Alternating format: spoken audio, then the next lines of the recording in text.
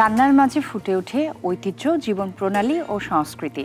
প্রিয় দর্শক, আপনাদের সবাইকে পবিত্র মাহে রমজানের শুভেচ্ছা জানিয়ে শুরু করছি আরিফেল গ্যাস স্টোভ রান্নায় ঐতিহ্য। সাথে আছি বরাবরের মতোই আমি রুহানি সালসাবিল লাবণ্য। পুরো রমজান মাস জুড়ে আমরা চেষ্টা করছি আপনাদের সামনে বাংলাদেশের ঐতিহ্যবাহী রান্নার পদগুলো উপস্থাপন করার, আর তাই আমার সঙ্গে থাকেন বাংলাদেশের স্বনামধন্য রন্ধনশিল্পীরা। আজের ব্যতিক্রম নয়, আমার সঙ্গে আছেন বাংলাদেশের স্বনামধন্য রন্ধনশিল্পী সোহাগী। কেমন আছেন আপু? আমি ভালো আছি আলহামদুলিল্লাহ। আপনাকে পেয়ে আরো বেশি ভালো লাগছে। আপনাকে পেয়েও আজকে আমার ভীষণ ভালো লাগছে।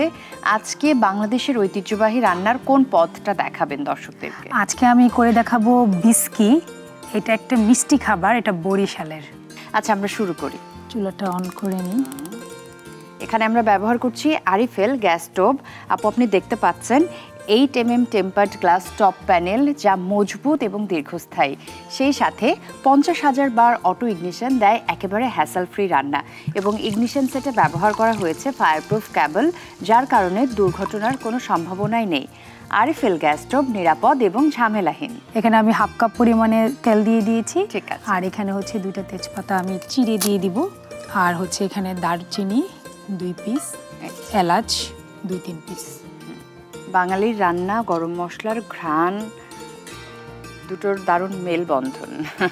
এই রান্নাটা কিন্তু অনেক তাড়াতাড়ি আপনি করতে পারবেন। এর কারণ হচ্ছে আরিফেল গ্যাস স্টোভে ব্যবহার করা হয়েছে সায়েন্টিফিক নজেল এবং 100% ব্রাশ বার্নার। এর কারণে তাপ সমানভাবে দ্রুত ছড়িয়ে যায়, তাই গ্যাস বাঁচে, টাকাও বাঁচে, এবং রান্নাও খুব তাড়াতাড়ি হয়। এতে করে আমরা যারা ওয়ার্কিং ওমেন তাদের জন্য খুব সুবিধা। এছাড়াও আরিফেল গ্যাস স্টোভে উন্নত মানের বেকেলাইট সম্বলিত নব ব্যবহার হওয়ায় তাপে গলে যাওয়ার সম্ভাবনা থাকে না। এছাড়াও আরিফেল গ্যাস স্টোভে আছে স্টেইনলেস স্টিল বার্নার সাপোর্ট, তাই এর নিচে কিন্তু মরিচা ধরে না, তাই এটা অনেক লং লাস্টিং হয়। খুবই ভালো আপু। এটা হচ্ছে আমার ভাজা হয়ে গিয়েছে। এখন হচ্ছে আমি এখানে পানি দিয়ে দিব।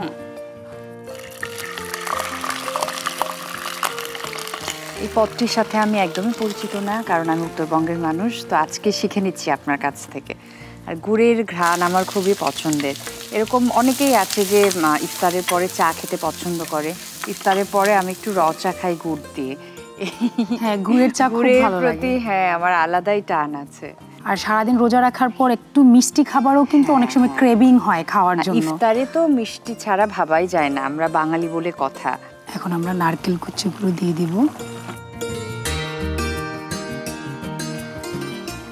এখানে পুরো একটা নারকেল আমি একটু পরিবেশনের জন্য উপরে দেওয়ার জন্য একটু রেখে নিচ্ছি। নারকেল কুচির স্বাদ কিন্তু দারুণ, আর আমাদের স্বাস্থ্যের জন্য খুব ভালো।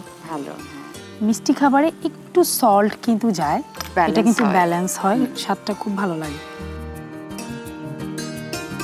আমরা যদি এটা বেশি হচ্ছে জাল দিয়ে চালটা দিই, সেক্ষেত্রে এটা এখানে ঘন হয়ে যাবে। চালটা এখানে অর্ধেক আমাদের হচ্ছে নরম করা, ভিজিয়ে রাখা, বাকিটা এখানে হবে আর কি। যদি আমরা আরো পরে দিই তখন হচ্ছে গুড়টা হচ্ছে অনেক আঠালো হয়ে যাবে।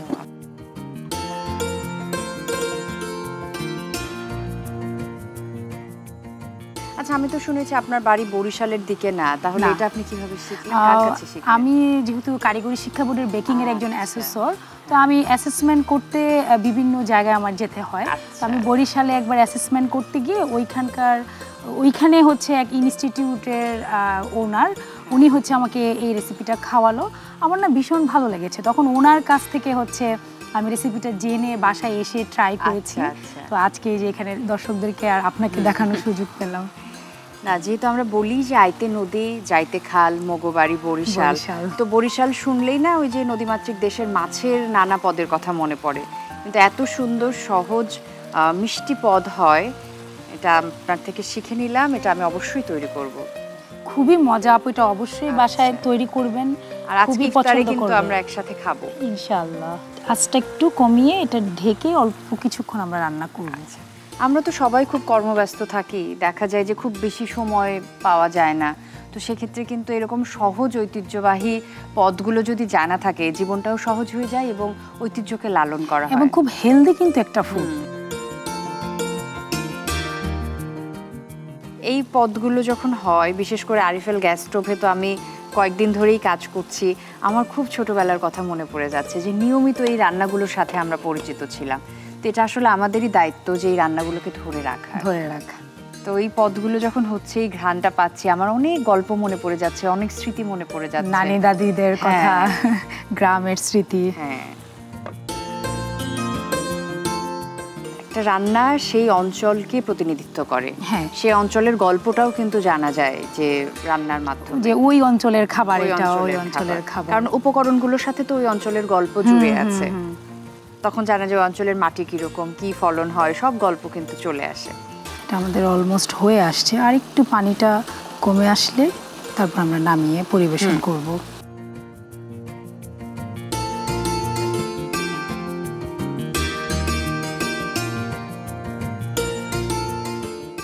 আপু আমরা একটু দেখে নেই তো কি অবস্থায় আছে এখন। এটা হয়ে গিয়েছে, একদম পানি মাখা মাখা হয়ে, কালারটাও খুব সুন্দর আসছে।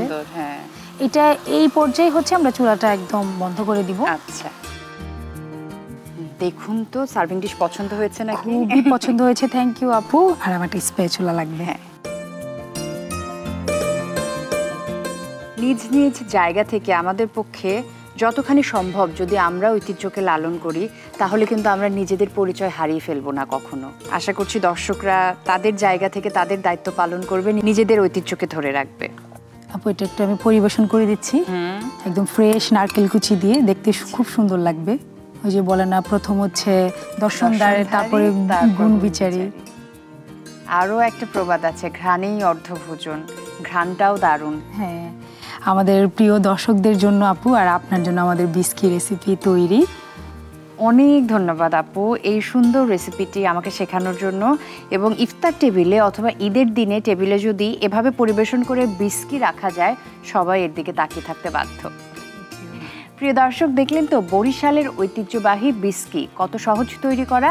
তাহলে চলুন আপনাদের সুবিধার্থে আরও একবার প্রস্তুত প্রণালী দেখিয়ে দিচ্ছি।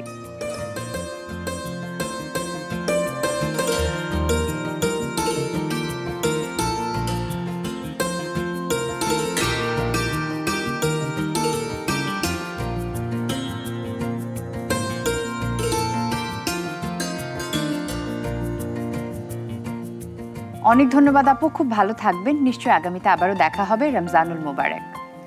প্রিয় দর্শক, এই ছিল আমাদের আজকের আরিফেল গ্যাস স্টোভ রান্নায় ঐতিহ্য। আশা করছি আজকের পর্বটিও আপনাদের ভালো লেগেছে। আজকের মতো আমি রুহানি সালসাবিল লাবণ্য বিদায় নিয়ে নিচ্ছি। সবাই খুব ভালো থাকুন। আর হ্যাঁ, আরিফেল গ্যাস স্টোভ রান্নায় ঐতিহ্য দেখতে চোখ রাখুন দীপ্ত টিভি এবং দীপ্ত টিভির ডিজিটাল প্ল্যাটফর্মে।